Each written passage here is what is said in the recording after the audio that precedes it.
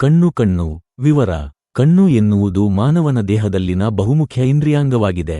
ಇದು ದೃಷ್ಟಿಯ ಇಂದ್ರಿಯ. ನಾವು ಅಂತರಾಳದಲ್ಲಿ ಏನು ನಡೆಯುತ್ತಿದೆ ಎಂಬುದನ್ನು ನೋಡಲು, ಬಣ್ಣ, ಆಕಾರ, ದೂರ, ಬೆಳಕು ಮತ್ತು ಚಲನೆಗಳನ್ನು ಗುರುತಿಸಲು ಕಣ್ಣು ಸಹಾಯ ಮಾಡುತ್ತದೆ. ಅಡ್ಡೆಗೆರೆ. ಕಣ್ಣಿನ ರಚನೆ. Parts of I in Kannada. 1. Cornea. ಕಣ್ಣಿನ ಹೊರಭಾಗದಲ್ಲಿರುವ ಸುತ್ತಳುವಾದ ಪಾರದರ್ಶಕ ಪದರ. ಬೆಳಕು ಮೊದಲಿಗೆ ಈ ಭಾಗದಲ್ಲಿ ಪ್ರವೇಶಿಸುತ್ತದೆ. 2. ಐರಿಸ್. ಕಣ್ಣಿನ ಬಣ್ಣದ ಭಾಗ. ಇದು ಪ್ಯೂಪಿಲ್ನ ಗಾತ್ರವನ್ನು ನಿಯಂತ್ರಿಸುತ್ತದೆ. 3. ಪ್ಯೂಪಲ್. ಬೆಳಕು ಒಳಗೆ ಹೋಗುವ ಒಂದು ಕಪ್ಪು ರಂಧ್ರ. ಇದು ಬೆಳಕಿನ ಪ್ರಮಾಣವನ್ನು ಹೊಂದಿಸುತ್ತದೆ. 4. ಲೆನ್ಸ್. ಇದು ಬೆಳಕನ್ನು ಕಣ್ಣಿನ ಹಿಂದೆ ಫೋಕಸ್ ಮಾಡುತ್ತದೆ.